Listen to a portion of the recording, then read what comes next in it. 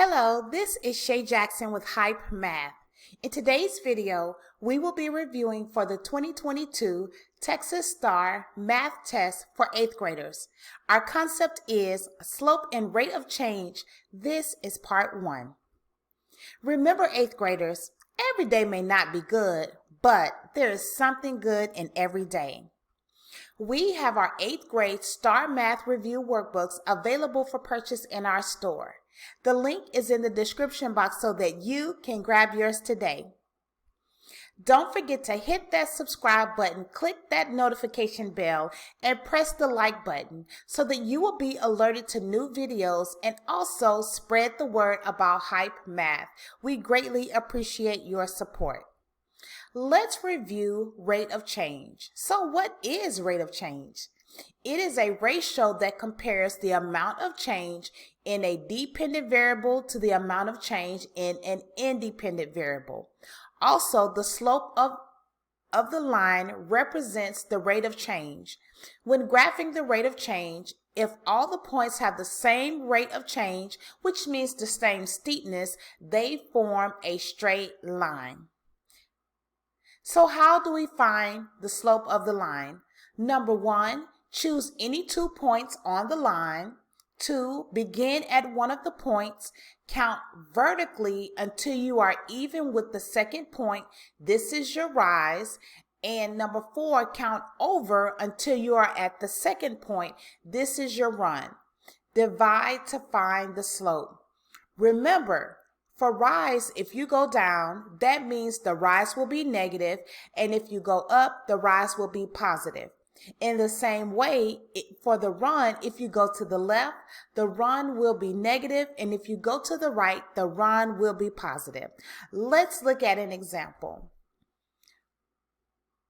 We are trying to find the slope, and our 2 points are -2, 3, and also 0, -3. So step 1, choose any 2 points on the line, and we have that. Again, it's -2, 3, and 0, -3. Step 2, begin at one of the points. So we are going to start at -2, 3, and we're going to count vertically. That means going up and down. And we are rising -6. And why is it negative? Because we are going down 6 times. And then for our run, we are moving over and counting 1, 2. That is horizontal. So to find the slope, we're going to divide our rise over run. Our rise is -6 divided by 2. That is equal to -3. Let's dive into our problems, and remember, we have our 8th grade math review workbook available for purchase. Number 12 says, an oil well contractor drills a shaft 7 meters deep into the ground every 2 hours. Which graph has a slope that best represents this rate? Okay, and you see that we have 4 graphs. Looking at F, we see that we have for our y-axis is 0 to -2, or -2 to 0, -20 to 0, and for our x-axis 0 to 10, positive. For H, we have for our x-axis 0 to 10, and for our y-axis -40 to 0. For G, we have for our x-axis 0 to 10, for our y-axis -70.0 to 0, and for J, for our x-axis we have 0 to 10, and for our y-axis -40 to 0. In order to solve this problem, the first thing we need to do is ask ourselves, what are we looking for? We are looking for the graph that shows the slope that best represents this rate, and the rate is the drilling of the shaft 7 meters deeper into the ground every 2 hours. Now that we know what we're looking for, the next question we have is, well, what information can help find the answer? And the information that can help find the answer is, again, an oil well contractor drills a shaft 7 meters deeper into the ground every 2 hours. Now, how are we going to solve this problem? In order for us to find this to solve this problem, we need to find the rate of change. So let's dive in and do that now. In order for us to find the rate of change, what we need to do is set up our table. We have in one column time, and in the other column we have depth. So we know for every 2 hours, the depth of the drill is -7, okay? And the reason it's -7 because we're going deeper into the ground. So because we're going below the ground, that is what makes it negative. So for 2 hours, it's -7. When they're drilling 4 hours, it's -14. And then for 6 hours, it's -21. Okay, so what I need to do is I need to find the graph that shows these points, 2, -7, and the 2 is the x-axis, the 7 is the depth, is the y-axis. Okay, again, the time is the x-axis, and you can see it on the graph, and the depth is the y-axis. So I'm looking for a graph that has a point of 2, -7, 4, -14, and 6, for 6 hours, -21. Now, one thing we also need to remember is that it may not exactly be on the point just because of the way that the numbers are on the y-axis, because we see for the x-axis we are counting by ones, but for the y-axis, for each different answer choice, it's counting a different way. Okay, so again, we need to make sure that we're looking, not just looking and saying it's not right and making that perfect cross, or the going through the perfect square when, for instance, we look for 2 and -7, because again, the y-axis is not counting by ones. Okay, and looking at the answer choices, do you see the correct answer?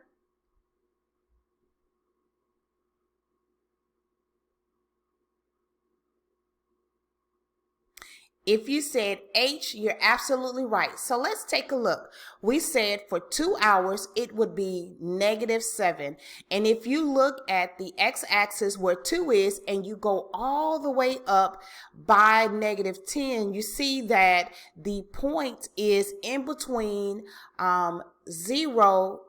It's in between -5 and -10. And even though it doesn't have the 5 there, if you notice that for H, it's counting by tens, but it also has a line that it skips, and that's a 5. Okay, that's the 5. So like it's 0, -5, -10, -15, -20, -25, -30, -35, -40. Okay, so then we said for 4 hours, it would be 14. And if you look again, we said that the line in between -10 and -20 is -15.